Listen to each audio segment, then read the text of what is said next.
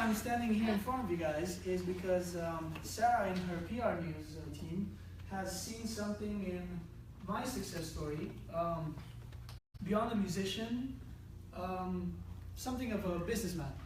And I appreciate that a lot because, you know, at the end of the day, I advertise as a singer, as a musician, as the violin guy.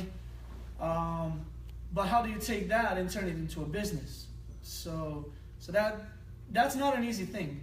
A lot of people can be musicians, a lot of people can be artists, but not a lot of people can take a product and make something with it, you know, go home run with it. Just out of curiosity, and this is just off topic, but I'm getting somewhere with it. Anyone that has seen, and I'm not talking tonight doesn't count.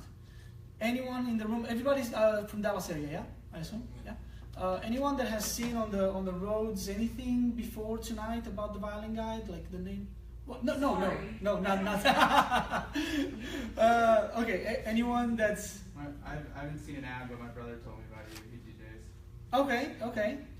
That's good. I like that. And one day I was my boyfriend and I, this was a couple of years back, we were eating at a restaurant and your car was outside, and then it said the violin guy, and my boyfriend was like, "Do you know who that is?" And I was like, "No." So sitting here, I was like, "The violin guy's here right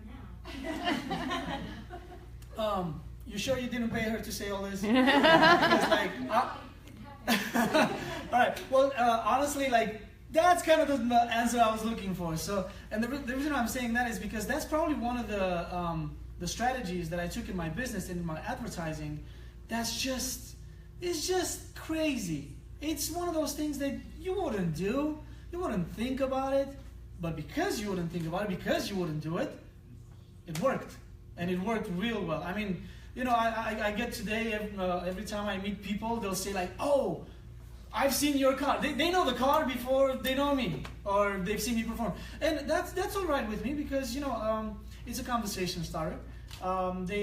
They've kind of like heard, you know, you've heard it from your brother, you know, you've seen it at a restaurant. Hopefully I didn't pass in front of you. I try to be polite. But what it is about it is that, so just so I bring everybody up to date that didn't look at the parking lot, maybe, because I did bring it today, you know, just so we can start with that a little bit about advertising in new ways. So we're talking about, you know, having a Lamborghini and you wrap it with your business name and then, you know, let the town talk about it, right? But, you know, if you were in politics, if you were a lawyer, if you're a doctor, anything, oil business, and you said, you know, the name of the company, you know, this and that.com. I mean, it's still a Lamborghini, it's still nice, it's a Ferrari, it's a whatever. So, you know, you'll probably be like, oh, okay, that's good. So that's acknowledgement. You know, you just acknowledged, you know, the fact that, okay, I like it. But when you say the violin guy on a Lamborghini, that's like intriguing. That's really what gets you. That's really what makes you remember it. Now, the reason I'm giving this example as a business point is because I don't know what you guys are going to do in your future, but whatever your future takes you, you gotta be bold. You gotta be thinking outside of the box. God, we've heard that before. I think I did it. Just saying, yeah. So that's just a small thing, you know. People ask me all the time, why the violin guy? I mean, you know, if you've actually seen me perform, I sing in 12 languages. Thank you, Sarah. I play the guitar. I play the piano. I'm actually a pianist before anything else. I mean, I played piano since I was 4 years old. Violin came into my hands when I was 6.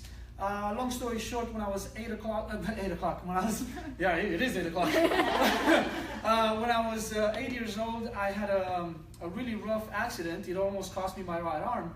And I got lucky enough to you know, for the doctors to save my arm at the time. It was 1989.